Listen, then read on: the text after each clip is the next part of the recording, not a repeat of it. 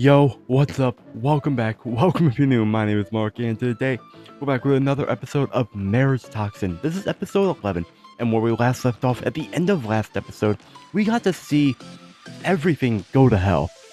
And we got to see also Dogo and them start to prepare for the final battle and everything. And I don't want to talk about last episode that much. I enjoyed it a lot, don't get me wrong, but I really just want to get into this episode, so we are going to. But as always, you can check out the Patreon down below for the reaction to episode 11 right over on Patreon. Become a member, lower prices, all that jazz. Like and subscribe. But with that said, if you're new here, strap in. If you've been here before, you know what to do. Grab your snacks, grab your drinks, grab your notebooks, because I did not take as many notes. And let's talk about the episode. So, this episode starts out with Kinosaki giving his perspective on things a little bit, and talking about how he signed up to help Ghetto find love, but not, almost die 100 times by everything really. But moving on from that, he also starts to, I will say, this episode is really good, but it was already better because Kinosaki got some moments to shine. Just to put that out there. But anyways, he also talks about how Peachy is a freak, because Peachy is just him, bro. He is him. And then eventually, so I'm speeding through this stuff. And one reason that he's a freak is, and the fact that is, despite the fact that he's not a master, he found the shortest route to the boss.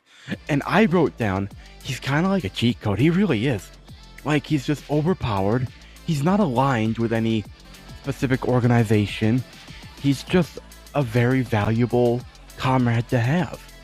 He's very useful. And they reached Dogo. And finally, we're going to see a fight between them. But before that fight happens, unfortunately, or fortunately, depending on who you ask, Dogo's like, yo, Byako, buy me 10 seconds.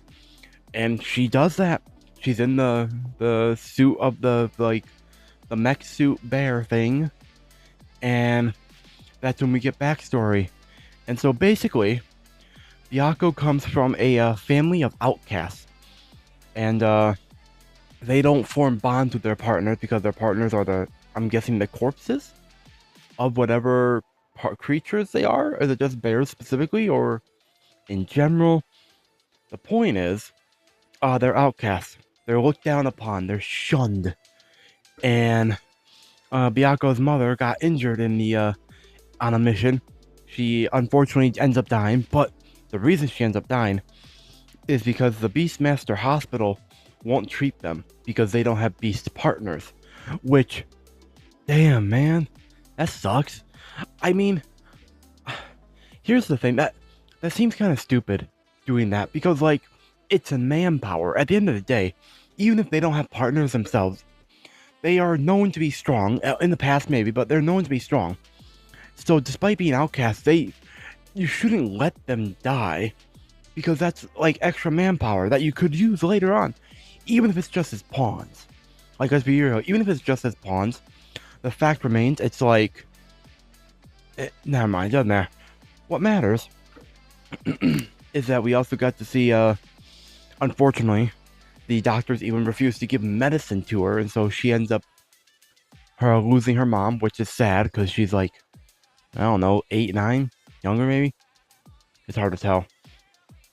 And that's when Toshido found her, Dogo, and he basically, and she says that he gave her a purpose, which, I mean, fair enough.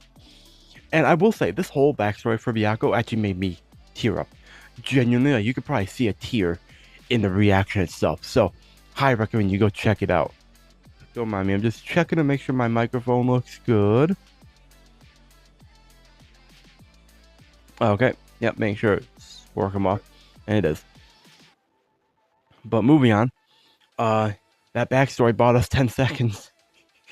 which is funny if you think about it. And turns out Toshido made a giant beast body chimera for Byako, named Frankenbeast Hyako. And I wrote down, what the fuck, that's scary, because it is. I said it in the reaction as well. That's scary, bro. That is not friendly. Not good at all, man. Definitely not good. And so Peachy, he's starting to fight it because it's just him and Kinosaki there now. Obviously Kinosaki's not gonna fight right now. But Peachy is fighting, and unfortunately for Peachy, he's struggling, bro. Genuinely, like he's putting up a good fight. And but like that knife that he has, not enough at the time. And then he like pulls out the spine of an animal with a head on top from the ground, and then just tries to whack it. The Chimera thing, the Frankenbeast, doesn't do anything. Tries again with a different one, doesn't work. Tries again, and you get the point. It's he's just struggling, man. I wrote down he's struggling, and he also doesn't know what to do. Genuinely, he's just like he has so many thoughts roaming through his head in that moment. That's like he's trying to figure out what to do. Why is it not working? Is my knife not strong enough? What? And unfortunately, he gets plummeted into the ground hard. There's a lot of blood. It doesn't look good for him. And as the things are about to come to a close, his phone rings, because of course it does, man. His phone rings, and I need to take a sip of my water. Be right.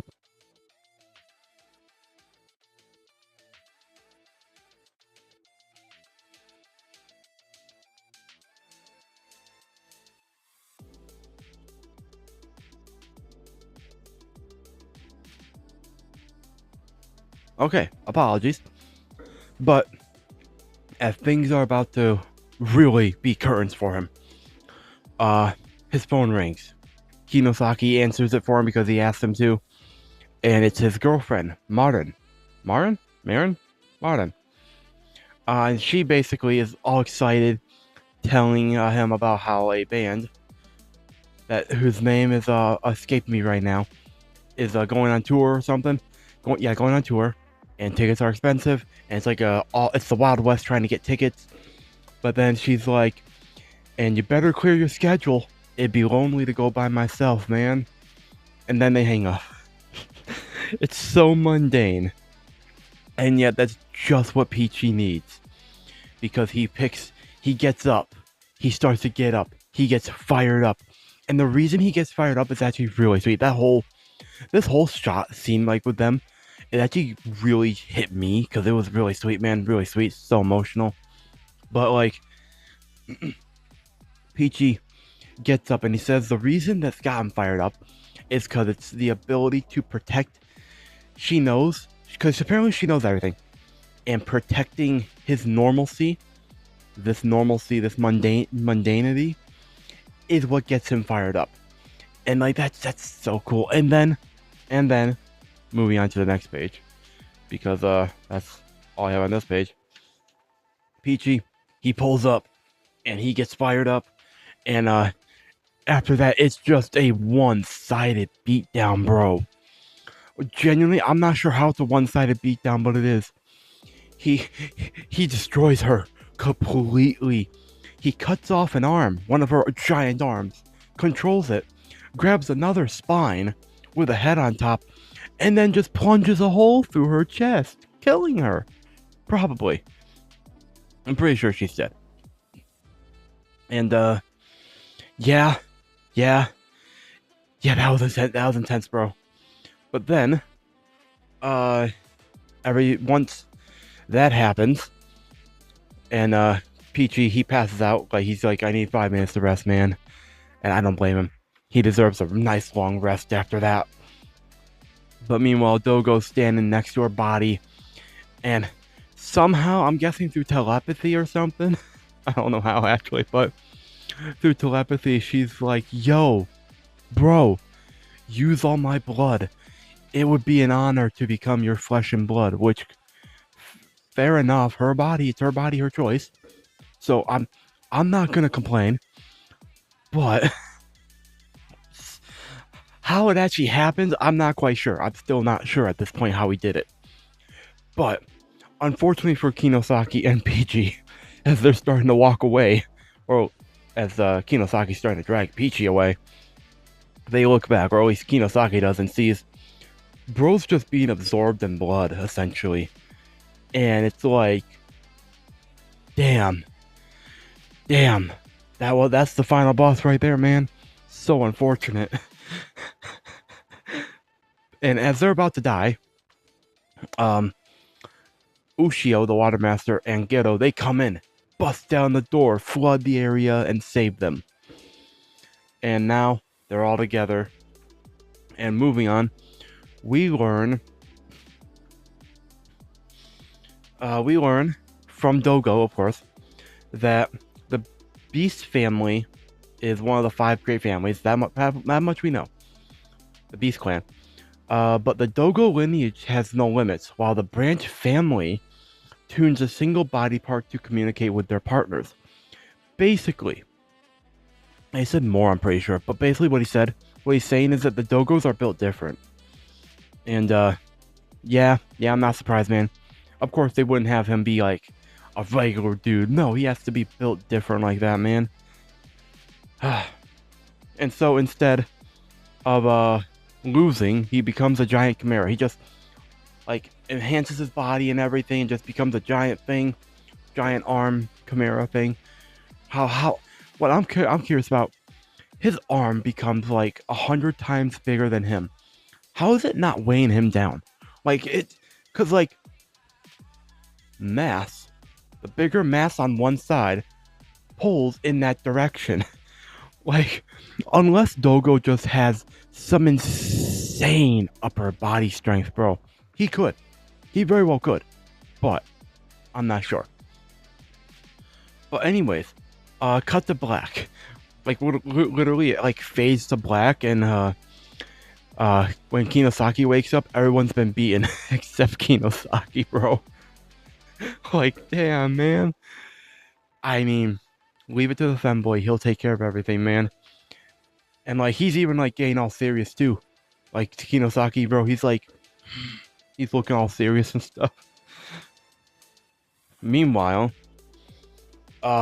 cutting back to the prison, because of course, Arashiyama, she's trying to rally all the prisoners, but they're too depressed to do anything. And honestly, I said this in a reaction, I've said this last time before, I don't blame them for not wanting to do anything, bro. Like, they've been trapped for so long. They hear the cries of their animal partners, like there's just, I don't blame them for not wanting to do anything at all. They just want to die peacefully. Like, damn, man. And of course, I don't blame Arashiyama for trying to, like, rally them, because numbers are better than no numbers. But I don't blame them either. And Arashiyama, but she's not giving up, bro. She's not giving up at all. Meanwhile, moving back to the main fight. Geto stands up, ready to fight, but he's out cold, and he just used the 3rd dose.